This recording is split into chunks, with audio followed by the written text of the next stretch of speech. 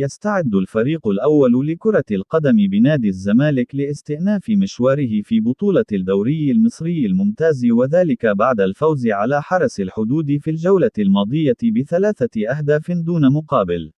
وسيلتقي نادي الزمالك مع المقاولون العرب ضمن منافسات الجولة ال26 لبطولة الدوري العام المصري يوم الاثنين القادم 17 إبريل في 9:15 مساء بتوقيت القاهرة، 10:15 بتوقيت السعودية وقطر، على استاد القاهرة الدولي. وستذاع المباراة عبر قناة أون تايم سبورت.